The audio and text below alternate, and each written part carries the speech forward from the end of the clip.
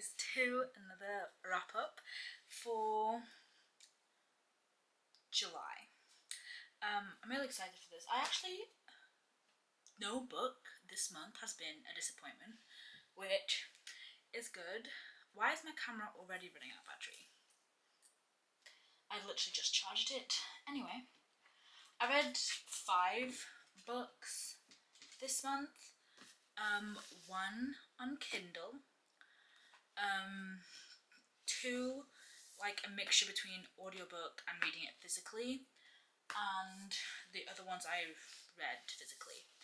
But I'm really excited because surprisingly none of the books this month were below a 3 stars, I think, which is good. At least not that I put on my Notion, but I'm just gonna go off what I'm thinking of rating it right now, because my ratings change all the time.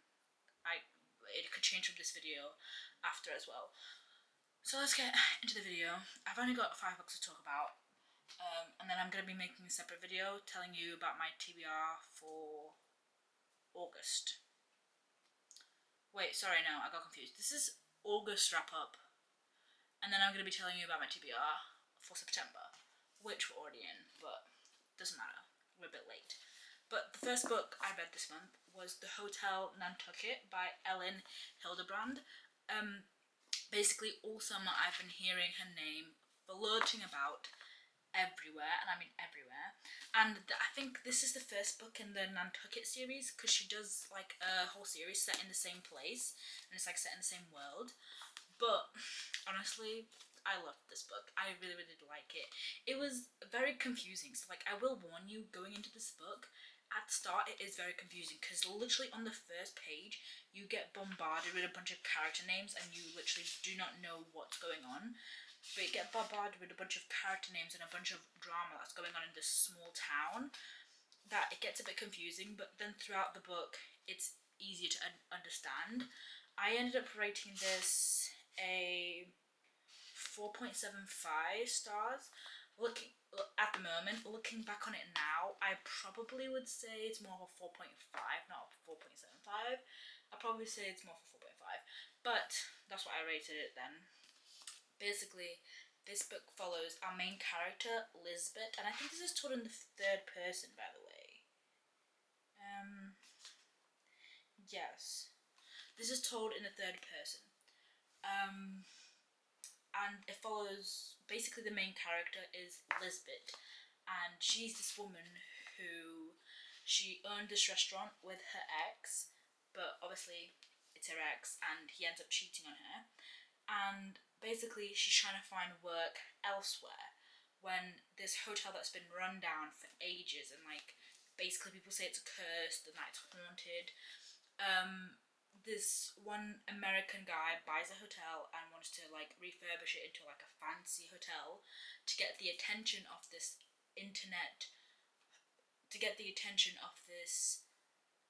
Instagram reviewer, where she goes from country to country reviewing hotels, and she's anonymous. It's like her blog, and she rates the hotels based on keys, like it's from 1 to 5 keys, and no one has ever gotten 5 keys. So this American guy buys a hotel in this small town and wants to revamp it because he wants to get her approval, he wants to get the 5 keys.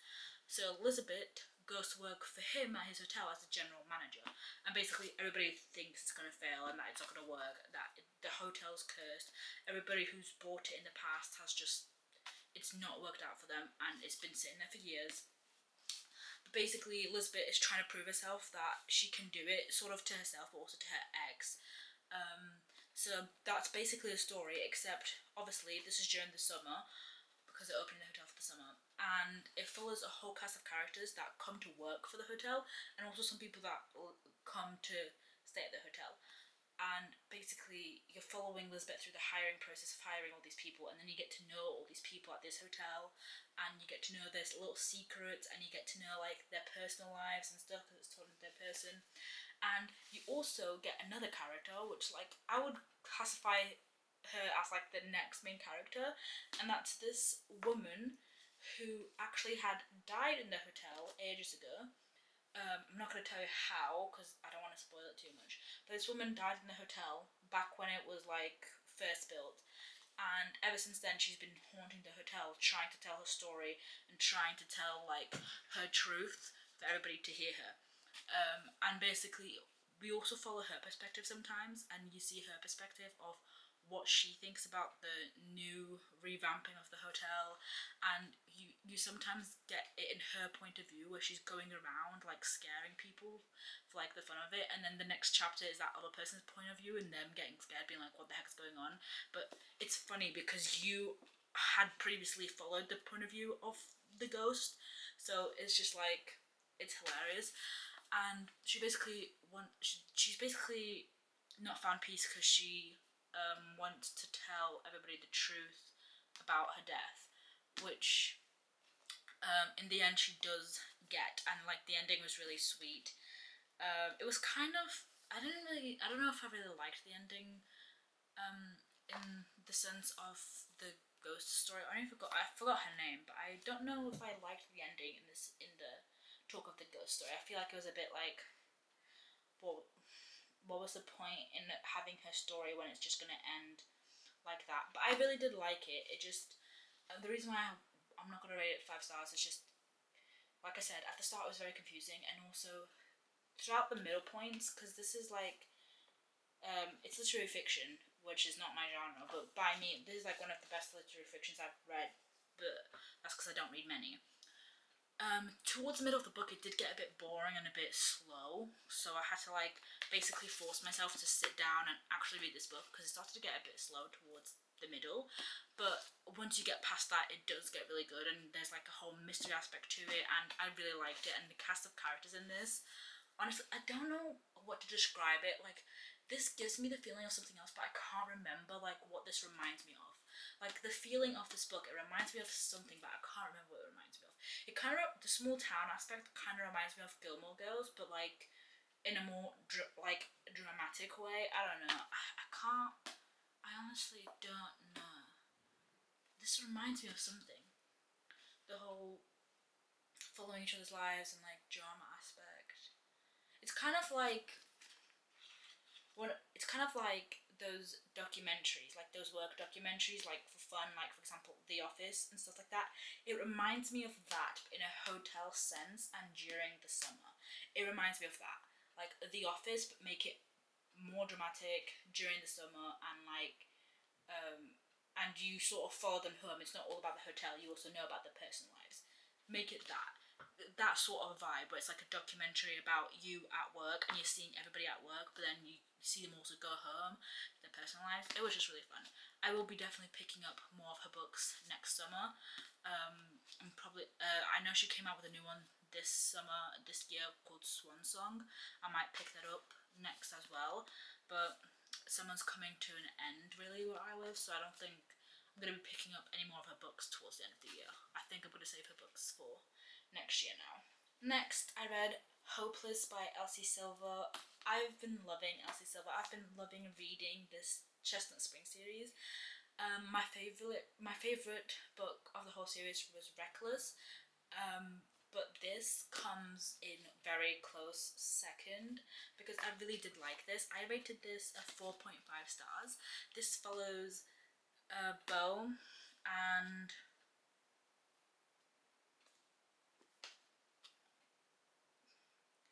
what's her name? It's Dual Perspective. If no one's ever heard of this, honestly, what's her name? I forgot her name completely. Bailey, Beau and Bailey, and basically, if you don't know, this is part of the Chestnut Spring series, which is an interconnected standalone series, and basically, this one has a sort of it's not arranged marriage; it's a marriage of convenience in it, and I was like, I've never seen a marriage of convenience in a fluffy romance book plot. Marriages of convenience usually are in like dark romance or just like a different type of romance, not in like a fluffy romance. But I really liked it. I really liked the plot. Elsie Silver makes me think of Abby Jimenez, except because of the whole Abby Jimenez, Emily Henry, and Elsie Silver usually get lumped into the whole women's. It's not not totally romance, but also women's fiction. Except that I think personally Abby Jimenez is like 50% fiction, 50% romance, whereas Elsie Silver is more 90% romance, 10% fiction, but I still like it. But yeah, this is like Bo is like the town prince. He's part of the military and he's just been home after suffering some traumatic situation where like I still don't fully know what happened. I still don't fully remember what happened, but something happened at war where he suffered like a traumatic situation and he suffered some scars and injuries, but he's now back at home, except he's obviously dealing with like mental health issues and everything, and everybody's like acting weird about it, like, and he just doesn't want anyone to talk about it basically. And then Bailey is basically the town pariah because her whole family, her dad, her two brothers, they're basically no good in the town. They steal, they do drugs, they're like bad people in the town. And since she's part of their family, she's automatically been lumped in with them, even though she's completely different from her brothers. She wants to go to school and everything, and but everybody judges her because of her father and her brothers and what they do. And basically it's like two opposite sides of the track because Bo in the town is like legacy because he's part of the Eatons and everybody loves the Eaton family, and she's part of, well, I don't know what her family's name is, but Bailey is part of her family, which is like the family that no one likes in the town and everybody hates. And basically they come up with this arrangement to fake be engaged to each other, like he fake proposes and they fake be engaged to each other to see if Bo can get his family off his back and to see if Bailey can get the townspeople to be nicer to her because now she's marrying Bo, which is a sweetheart. So it's kind of like a deal and a bet at the same time. It's more of a bet than an arrangement. And yeah, I really, really love this book. It didn't give me that 5-star feeling, and it wasn't like my favorite is definitely Reckless. I rated that at 4.75 stars. This was a 4.5, and I still stand by that rating. I did love it, but it just didn't give me that 5-star feeling. And I mostly audiobooked this. I feel like when I audiobook books, I get distracted easier and I miss a lot of the plot. So I half audiobooked it, but then I also read it as well. So I did miss some things. That's probably why I can't remember what exactly happened to him in the military. But I really did enjoy this book. And I can't wait to read more Elsie Silver books. I know she just came out with the whole, I forgot what the series is called, but the Wild Love, which I have read, and Wild Eyes came out yesterday, I think, which I'm really excited to read. And I can't wait to get that. So I will definitely be getting that and continuing her series. And her other series that I forgot what it's called, Wishingwell Ranch series that just got new covers. I'm really excited to start that as well because the covers are absolutely beautiful. Her covers to her books are amazing. And Elsie Silver and Abby Jimenez have become like my two new favorite authors of this year. Like, I don't know, I'm usually not a fluffy romance person. That's the thing. I'm a romantasy reader through and through, but I don't know what happened to me this year. But these romances have been hitting, and I think it's literally just mainly the writing style. I don't know what I was reading before this year to where I was saying that I didn't like contemporary romance. I don't think it's the fact that I didn't like it, I just didn't like the writing style of those books. But these books, no. Elsie Silver, instant buy author, the same as Abby Jimenez, as you will know. Then I read Book Lovers by Emily Henry. This is surprisingly, if you've seen my other wrap-ups, this surprisingly was rated 4 stars. And that's surprising because I did not like Happy Place and I did not like Funny Story. I actually unhauled them recently. I just personally think that in her recent books, those two that I mentioned, the characters and the connection between the characters, I just wasn't feeling it. I felt like zero connection. I didn't care about the side plot of it or the fiction part of it. I didn't care about the romance part of it. It just like didn't go well. So this was the third book I was gonna read by her. So like her third chance to like impress me. I really liked this book, and when I was like halfway through, I was like, why am I actually giggling at this? Why am I actually giggling at this? Emily Henry shouldn't be doing this to me, because the last 2 books I've read of her, that's never count an author out, because this book is really good, and this is one of her older releases, I am pretty sure. So maybe it's just her new stuff that I'm not down with. Maybe she's doing something in her writing style that isn't meshing with me, but her old stuff, at least this book, was amazing. And all of these books, by the way, are in a reading vlog, except for the last one that I'm going to talk about. But all of the rest of them are in a reading vlog, a mood reading vlog, which will be coming out soon, so you'll be able to see my reactions to this. But basically this follows Nora, who's a literary agent for clients, and it follows, I don't know what the man's name is, Charlie, and Charlie is an editor, a book editor. Basically, Nora doesn't have like good luck in dating. She says that every single person that this basically sort of follows the other person in romance novels. Like, you know, when, like, for example, when there's a couple in romance novels but the person she's with is not the main protagonist. For example, if a woman is with her boyfriend in the book, you know, okay, so that's not who the book's about. She's gonna fall in love with somebody else and leave her boyfriend because he's like cold and stuff like that. Basically, she says that this book is basically following that cold person, because she says that every single time she's with a boyfriend, she gets with him, and she's seen as cold and a cutthroat in her workspace. Like, she's seen as cutthroat, and every time she gets a boyfriend, whenever they go off to a ranch or on holiday, they fall in love with this girl and leave her, and then they stay where they are or they move to where they are. So she says that she's basically the other girl in the romance books, and obviously she's a literary agent, so she's saying that that's her. And I found that like really interesting. I was like, okay, let's see where this goes, because I'm liking this. But basically she has a meeting with Charlie, the editor, to try and sell her client's book to him.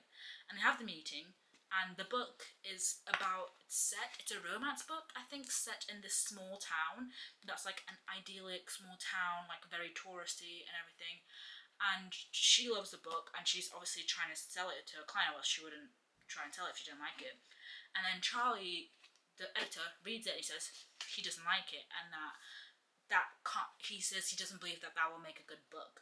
Basically, they have a huge argument, and she's like, it will make a good book. And he's like, it will make a good book. And after, I don't know how many months it is, but after a couple months, it's left at that. A couple months goes by, and the author's book is published, as in she was able to publish her book. And her and her sister go on a little trip as celebration, sort of, to that small town that the book is based on, because the town is real. And so they get to that small town, and guess who she runs into? Charlie. Why does she run into Charlie? He lives there. He lives in the small town. And the reason why he said the book wasn't ever going to be published is because the town was too basic and it wasn't realistic. Like, the town wasn't realistic. He lives there. He lives there. So she runs into him, and basically they're staying there for like a while. I think they went on holiday there for like a month. So obviously things ensue. But there's the fiction aspect of this as well, because there's also something going on with her sister. She's taking this trip with her sister, who they're usually very, very close, but for the past like 6 months or whatever, how many months it was, they've been slowly distancing themselves from each other, and like she doesn't know why, and she's so desperate to find out what's going on with her sister and to get closer to her sister that she says yes to going on this trip. And basically this whole book, her sister's acting weird and texting her husband, because her sister has a husband and 2 kids, she's acting weird, and you're trying to find out what the heck's going on with her sister, and that's the fiction aspect of it, which I really liked. I really enjoyed the romance aspect, and I really enjoyed the fiction aspect. The chemistry between the two characters, the literal. I don't know if I like underlined anything. I think I underlined it on my Kindle because I mainly read Book Lovers on my Kindle, but I even underlined some stuff on my Kindle to an Emily Henry book, guys. I underlined funny stuff to an Emily Henry book.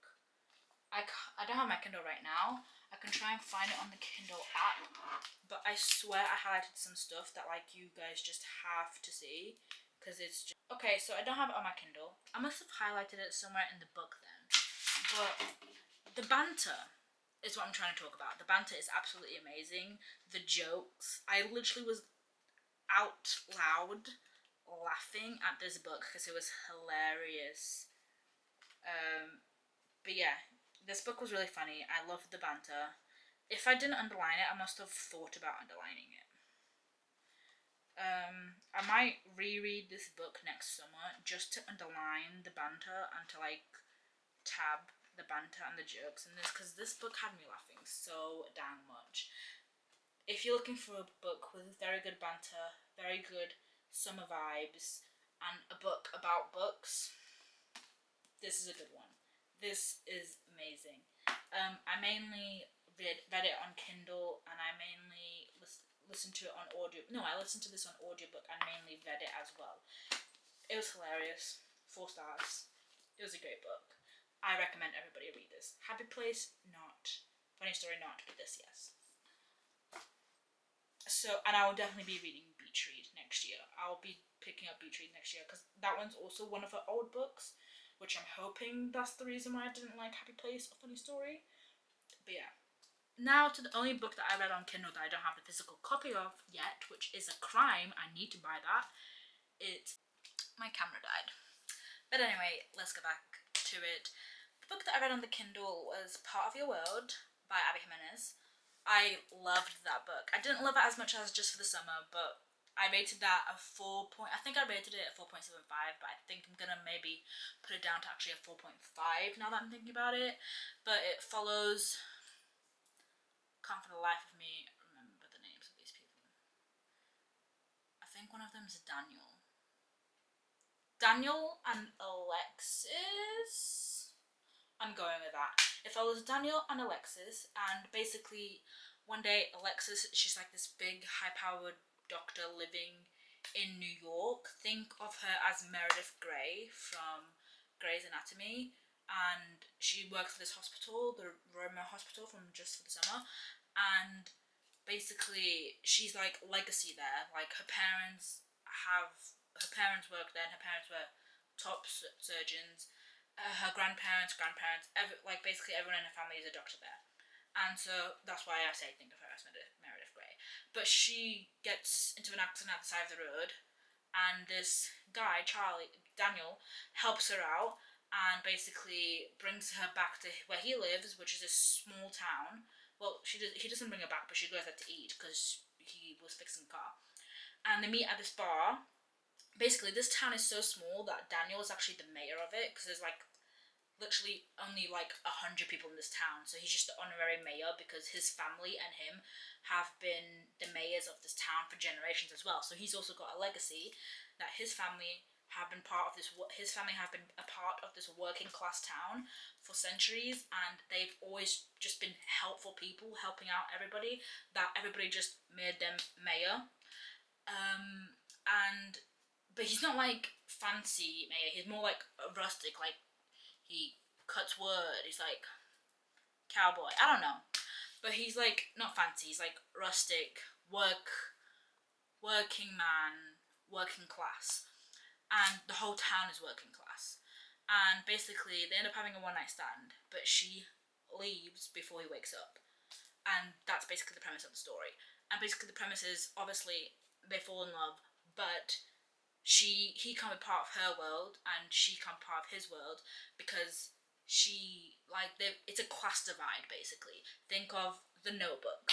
It's a class divide. She's rich as a doctor. Her family whatever. He's working class, and he runs an inn, so he can't really leave. He's trying to uphold his family's legacy, and she's trying to uphold hers. I really like this book. The reason why I think I'm giving it a 4.5 and not a 5 star is because it did at times feel a bit annoying and childish, because this is an adult book. I feel like this plot would have been better as a young adult book.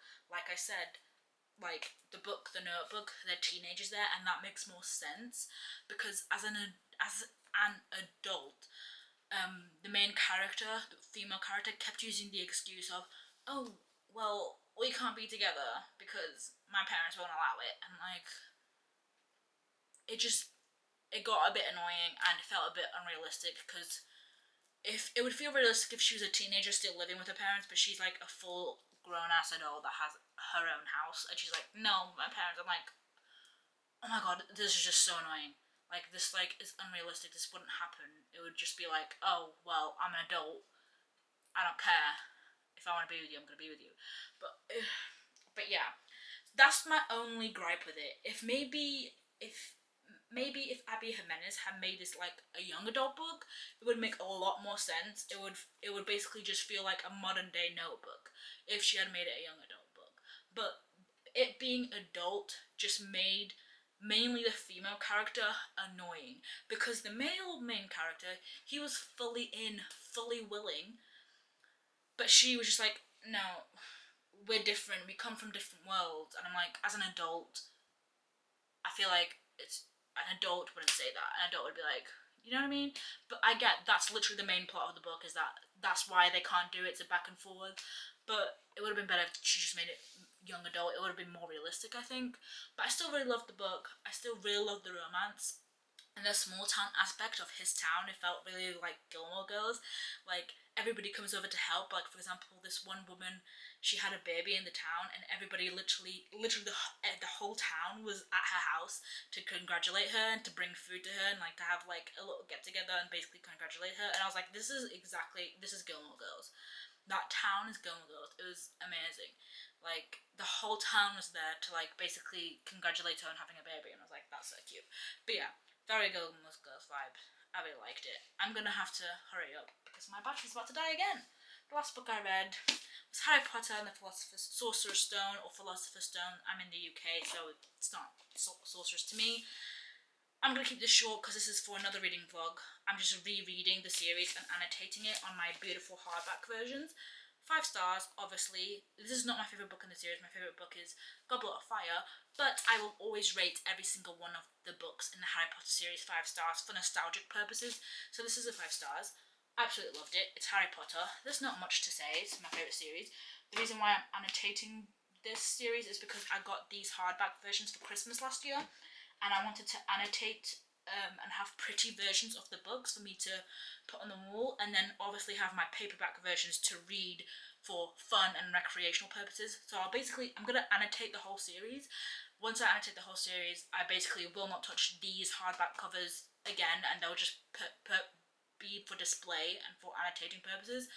And then I'll just read the paperbacks whenever I want to read the books, because these books are heavy. Like, this is a short book and it's heavy to hold.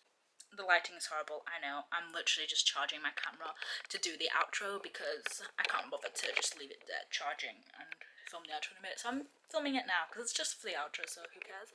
But yeah, Harry Potter, 5 stars. Not much to say there. That's my wrap up for August. My TBR for September will be in another video. I'm making a separate video on that. I hope you enjoyed this video. Social media is linked in the description. My Bookstagram, where I make reviews of the books, every single book that I read, on my Bookstagram. If you're into reading reviews, if you're into short style TikToks and YouTube's not your thing, my TikTok's also in the description, where I will be doing more reviews of the books that I like. For example, the wrap up, I'll film a wrap up on TikTok as well and put it on there if you're more short content person, and film mini vlogs on there if you also want to see any mini vlogs that I do of different books and different content that I make, because I don't film every single book I read. So if you want to see more books that I'm reading that aren't featured in vlogs, then that will be my TikTok, where I'll do mini vlogs mini vlogs of the books that I'm reading, just, you know, for me, not for any YouTube video. So yeah, you can go check that out. I'll see you guys next time. Bye.